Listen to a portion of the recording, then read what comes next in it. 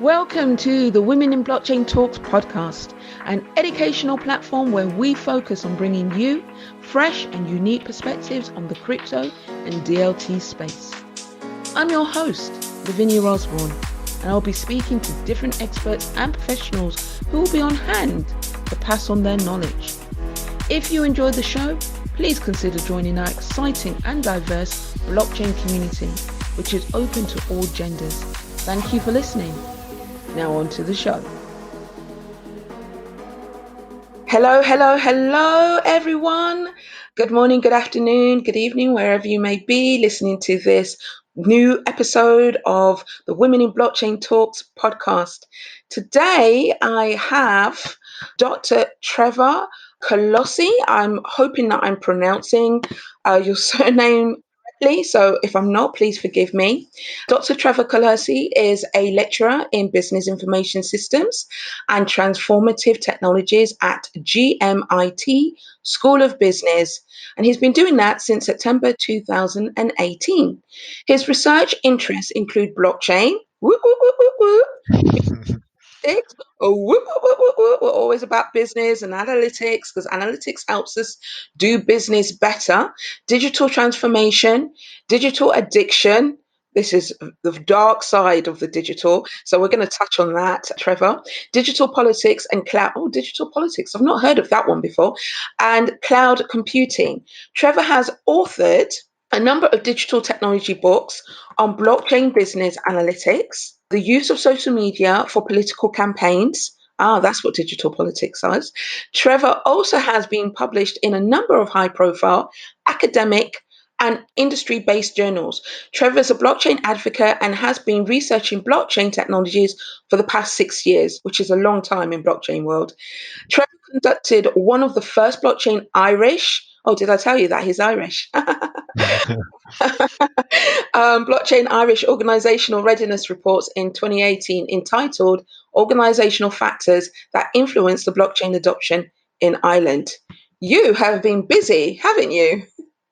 Thanks, Lavinia, for that very fine introduction there, Lavinia. And it's great to be on your podcast today, particularly with underpinning with blockchain. But yeah, I was researching blockchain before it was cool, so it's been quite a long time. 6 years feels like 60, but recent developments in the blockchain world have made it even more fascinating in the last couple of years, Lavinia.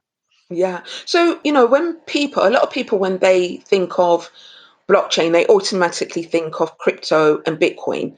And from what I've read, your focus is more on blockchain. What is it about blockchain that really interests you and has kept you interested over these last 6 years? Great question. I suppose back in 2015, I read an article in The Economist and had a front page headline, creating a new world of trust. And delving further into the article, they described very briefly about this cryptocurrency called Bitcoin, but they didn't focus on the cryptocurrency. They focused on what made the cryptocurrency trustful and secure. And that at the time was called blockchain.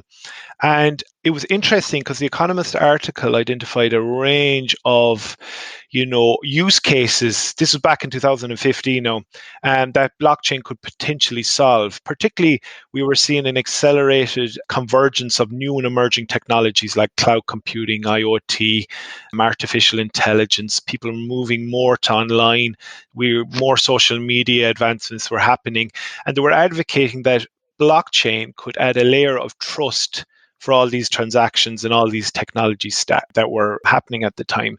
So really, I kind of reorientated. So previous to that, I would have done research and advocated the use of cloud computing, but I'd seen, people weren't even referring to the word cloud anymore. It become commonplace. They were referring to their apps, and, we were storing data on our, Google Drive or our cloud storage. So once the technology becomes embedded in, the consumer consciousness, you move on because, you're in a safe place. But blockchain, and I moved on then. And even when I was telling people I was moving into the world of blockchain, cryptocurrency, it elicited really strange reactions. Now, this was before 2018, and we know what happened in 2018 with Bitcoin. So, but since 2018, it's skyrocketed, and you nearly need a jargon buster before any presentation or any article now just to define terms like cryptocurrency or ICO or NFT or blockchain or distributed ledger technology. So I have my work cut out and demystifying what blockchain is at the moment. But it's a really exciting place to be in, Lavinia. It really, I mean, I totally agree. I love blockchain. I love the fast pace of it. I love the social impact, the potential of those social impacts. And, it's an area that continues to grow, that people are developing and being innovative in. So when I say people, of course, women in blockchain are all about diversity and inclusion. And, most of my guests are women, and how I've structured Women in Blockchain Talks is that we are, of course, female led, female focused. However, we're a community for everyone. So it's all about inclusivity. But in order to try and balance out the sort of percentage of the voice that is heard out in the blockchain space, how I've structured and organized Women in Blockchain Talks is that we have a monthly event that's women. The blog post, the guest bloggers are women. And so the podcast is the only place where I actually invite men on to share their thoughts and perspectives on blockchain. And, so you're my second guy, but you're officially the first guy who I'm interviewing on this podcast, actually. So, what are your thoughts on inclusion and diversity in blockchain? Do you think that it's overaped, or do you think there is an issue? And what are your thoughts on it? No, I'm a big advocate for diversity, equality, inclusivity in education. I think there's some populations that just don't have access to that. And being a big advocate of, technological education, because that's what I do. I'm currently working with a female-led platform in Ireland called Block W. You may be familiar with them, Lavinia. And that's all about empowering the female voice in the technological world, but also in enhancing awareness of technologies like blockchain or cloud computing. It's funny, my own daughter, she's doing the Leaving Cert this year, and she wants to become a mechanical engineer. And if you know anything about mechanical engineering, it's a male-led profession, and it's usually the students, there's a high ratio of male, to females in those courses. But I believe there's a lot to do in the area, and a lot of the blockchain companies, my research over the years, it was often, male dominated. You'd be reading about male orientated companies, but in the background, there was a lot of females doing really incredible things in the blockchain world. And podcasts such as yourselves and initiatives like Block W is showcasing that. And I think that's really important, Lavinia, to showcase that the blockchain needs to be, particularly the technology, it needs to have an inclusive, diverse, and equality nature underpinning it. Mm. Well, it's good to hear a male champion. And of course, I wouldn't actually invite anyone who wasn't a male champion. But yeah, I have heard of Block W, Dorsha, Fiona, great ladies. So yeah, I'm sure we'll be doing a lot of collaborations in the coming space. So we've got Island Blockchain Week coming up. Tell us what you're talking about, because I know you're a big part of that. Fantastic to mention that, Lavinia. So, Blockchain Ireland Week is all about promoting awareness of blockchain here on the island of Ireland. And it's a great national event because there's various working groups within Blockchain Ireland. So I'm part of a member of the Startup Working Group, and I'm also a member of the Education Skills and Innovation Group. And part of those working groups is to promote events around that week. So, for example, myself and GMIT would have been, prior to COVID last year, Blockchain Ireland Week didn't occur, but we would have run up a series of seminars just highlighting here in the west of Ireland and Galway various speakers who are promoting awareness of blockchain technologies.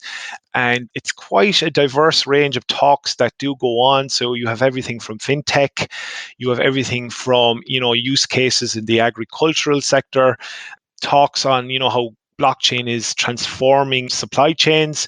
There's really interesting talks as well on energy, the circular economy, and the idea that there's talks also on the specific parts of the world which don't have access to financial, underpinnings like banks. They're unbanked, and how could blockchain technologies and digital assets and so on enable those who are unbanked to become banked and have access to a level of liquidity that would allow them to foster their businesses in those countries. So it's quite a diverse range of topics, and I think there's over 70 talks this year. So anyone be interested, if you go to Blockchain Ireland website, there'll be links there to videos for the talks, and you'll be able to find out more about it, Lavinia.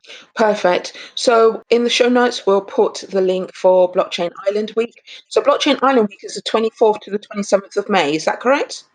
That's correct, Lavinia. Perfect. And so after the event, of course, there's lots of live events. Are there physical events, or are you guys still in full blown lockdown in Ireland? Yeah, unfortunately, it's there's we have restrictions in place at the moment, and I think COVID has accelerated our ability to operate digitally.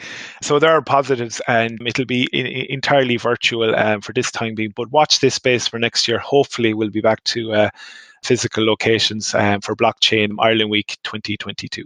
Perfect. And just how long has Ireland Blockchain Week been going? Is this the first year, or is it a number of prior? Yeah, it's been running for the last couple of years, and if you think about it, it really is a fantastic event to showcase awareness of blockchain technology, because half my time is spent demystifying what blockchain technology is and Mm. isn't. So anytime anyone mentions the word blockchain, they automatically assume this. Well, rightly they assume that's associated with Bitcoin, but they automatically associate that that's what it's associated primarily for, cryptocurrencies. And events such as Blockchain Ireland Week and your podcast, Lavinia, highlight the diverse range of use cases that you can use blockchain for. And I'm an advocate of the green economy. I'm an advocate of green financials. I'm an advocate of using blockchain technologies to enhance the circular economy and the green agenda that Europe is currently rolling out. Mm. Okay, so after the blockchain week, will the recordings be available, and how long are they generally available for? So if someone misses it, like what happens to all the recordings? Because I'm assuming that they are recorded if they're being presented digitally. Yeah, so they'll be available on the Blockchain Ireland website. Further information how to access them will be available, Lavinia, and it'll be great to, that's another advantage of it being remote or virtual, is that you can have access to them, because in the past, the events would have run in traditional seminar rooms or, traditional physical places, and they might not have been recorded. Whereas now, if you're thinking of digital and virtual and recordings, it's only enhancing awareness, because people can access post conference the actual content and replay it, from the comfort of their homes. Yeah, perfect. I totally agree. So you're into the business analytics and the business application element of blockchain. So what's your favorite protocol? What's your favorite blockchain protocol? It's funny. I show my students. This is so funny, coincidental. I show my students how to create blockchains on Microsoft Azure, and unfortunately, you've probably seen Microsoft Azure have shuttered the service or shut it down, and they're migrating their users over to Consensus Quorum blockchain. But I am a big fan of Corda R3. block. Yeah, Hyperledger, I direct people to Hyperledger because there's a lot of use cases up there, but I'm a big fan of interoperable blockchains, and Corda and HydraChain are some of the nice ones that I'd like. Sometimes I drive people towards just to check out the use cases that they are currently working with. Mm-hmm. And as a teacher, a professor, what are the best resources out there for people who are brand new? So let's start with people who are brand new. What would you say, or what would you recommend are the best resources out there for people who are brand new to blockchain and want to learn not the crypto side, but the blockchain application and just understanding about the technology in more depth? Because just for clarity's sake, you are non-technical, right? You're technical on the business side, but not technical as a developer, correct? Correct. So I can know how to drive the car, but if something goes wrong under the bonnet, I direct people to more expertise in that, Lavinia. Yes. Okay. So what would you recommend for people who are coming into this space who are brand new? What I recommend is nearly pick up a paper. It's so funny. We have the Irish Times over here, and every day I pick it up, they're talking about blockchain or cryptocurrency or NFT. And what you find with the paper is they'll always mention blockchain. And that sets about, getting a basic understanding. But I think, a big thing that we're trying to do over here in Ireland with Blockchain Ireland, and particularly our skills and education and innovation group, is to identify the skill sets that are required in organizations. And oftentimes you will see that there's two types of people in this world. There's business people who are business minded, and there's technical people. And when you split that in between, if you're business orientated and you have a great idea for blockchain, there's a lot of courses out there at the moment which will cater for that need. There's also courses in the technical aspect. So the first protocol is to check out, your institution in your area, your university or your IoT, and just to see what they're offering. As you know as well, there's a lot of platforms, global platforms out there like Coursera and Udemy and Lynda and so on, where there's blockchain courses aplenty now. So, but I would first port to call. And it's funny as well, one of the biggest things as well that I found are podcasts. So I implemented podcasts last year within my courses, and the students love them, particularly snappy 10-minute podcasts, because the 10 minutes creates a lexicon of terminology that they can write down having listened to it and do their own research into the area. But it's funny, if you were asking me the same question prior to 2018, we might be having a different conversation, because there wouldn't have been a lot of courses out there. I definitely wasn't teaching on a blockchain. I teach currently on a blockchain for business course, but there wasn't a lot of courses out there, and there wasn't a lot of paper or media attention.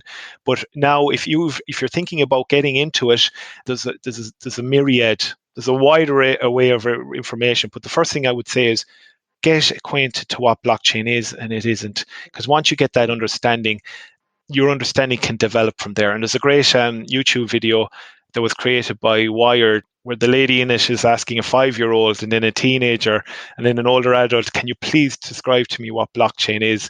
So, and I often say, I explain blockchain to people, and once I find out what industry they're in, I acquaint it to their experience. So, for example, if you're explaining it to someone who uses an Access or an Excel database, I start, explaining in those terms that they're accustomed to, because there's no point explaining, blockchain to a person and it's out of their ether. Women in Blockchain Talks podcast with Lavinia Osborne, getting professional and personal in the crypto and DLT space. A quick break to shout out our sponsors, and a massive thank you to our partners April 6, industry specialists that make moments that matter for brands that shape the future. Because you are a teacher on business applications, what if someone who has a business, because this is the thing, people do want to jump on the bandwagon, and they're thinking, oh, blockchain, it's the current thing. Let me bring blockchain into the business. What business use cases, or not even use cases, but what do you think are the best businesses to implement blockchain? So I'm talking about a non-tech business that is looking to level up their business, create more efficiency, which is blockchain can help to do, create more transparency. What are the best businesses do you think are best positioned to utilize blockchain technology? That's a fantastic question. The one caveat I would have with blockchain is that blockchain, you have to determine if it's the solution for your business. And there's a set of questions you have to ask yourself, and once you've answered those questions, if it is for you, the next thing you have to do is you have to dip your toes in the water. And I always advocate is the biggest challenge for any company moving from a centralized business model to a decentralized business model is to see how you can start making money in it with this decentralized business model. And oftentimes, if you think of it as a quadrant, I often advise companies, don't jump headlong into the water, dip your toes.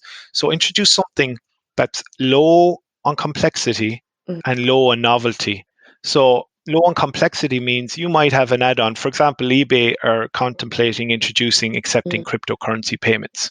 Okay, so that's low on complexity. It's an add-on.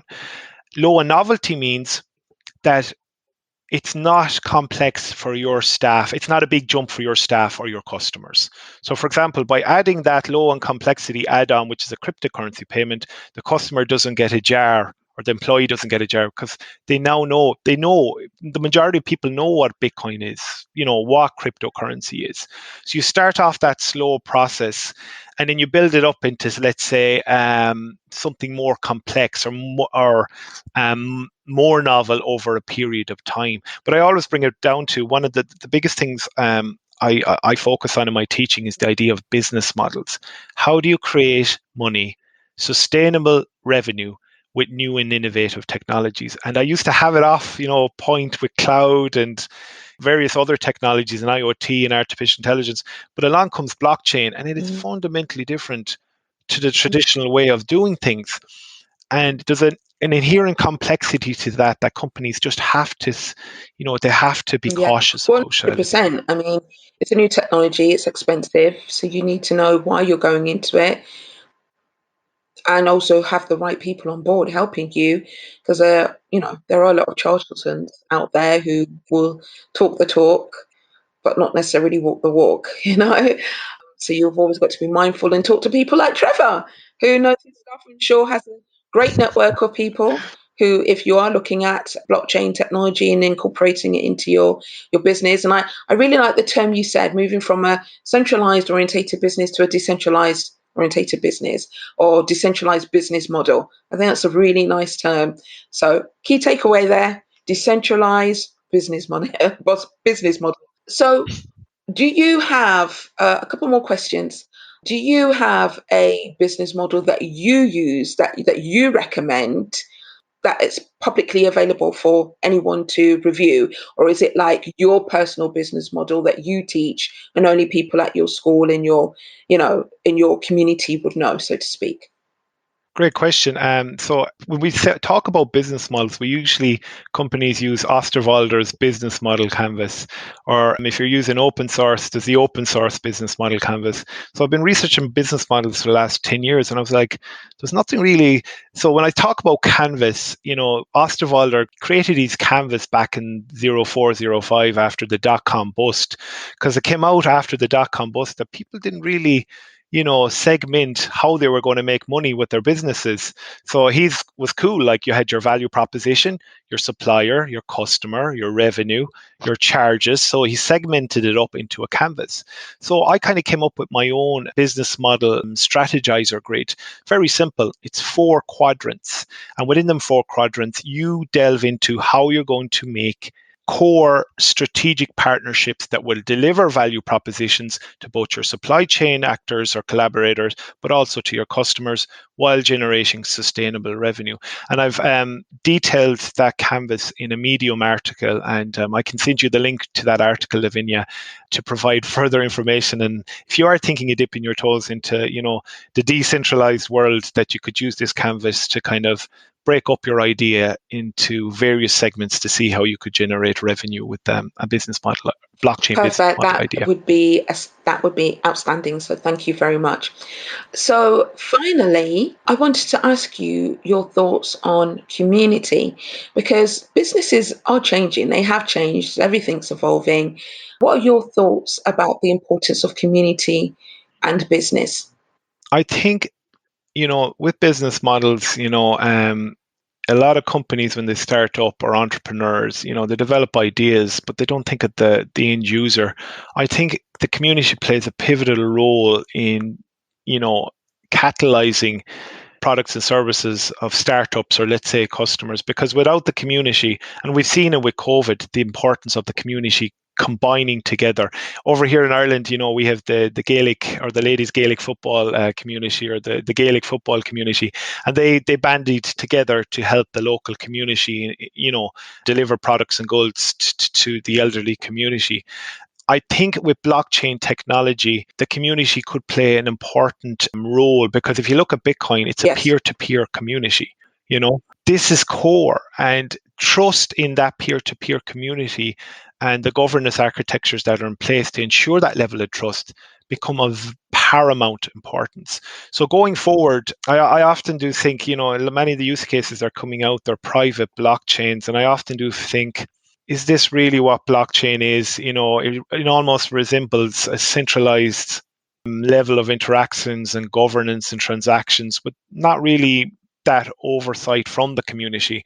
So the idea of open, interoperable, community-based blockchain platforms, I think, will become of paramount. I think that's where we're going to see the success going forward. Well, thank you so much, Trevor, for your time. I've really enjoyed this conversation, and I think a number of my listeners will get a lot of value from it, because it's great talking about crypto. It's great talking about different aspects of blockchain, but people are here to make money and create businesses. And if this is a model, if blockchain is here to stay, which we believe that it is, and decentralized, the evolution and innovation around decentralized models, then people are going to want to know, how can this work for me? And actually, that's a great question to end on. Why should people care about blockchain? What's blockchain got to do with me? I think we started the podcast about the Economist article on the first front page, changing the way we interact with trust. I think, the way we interact in future with, artificial intelligence and e-commerce websites and WhatsApps and Viber groups, if you think about it, blockchain will be working in the background to ensure a level of trust that we as consumers need at this time. I think, with all the shenanigans that's gone over the last couple of years with, regards trust in global corporations and how they use our data, I think blockchain will create that level of trust we need going forward and the way we interact with people online. Well, again, thank you for your time. Great conversation, and all the best with Island Blockchain Week, which again, everyone, is the 24th to the 27th of May, and it's digitalized, so it's online, and it will be recorded, so you'll be able to access it after the event. All right, so get involved and support it. Thank you, Trevor. Thanks a million, Lavinia. Thank you for listening. Follow us on Twitter, Facebook, LinkedIn, and Instagram to keep up with our updates. If you enjoyed this episode, then please rate, share, and leave a comment. Your support is appreciated. Until next time.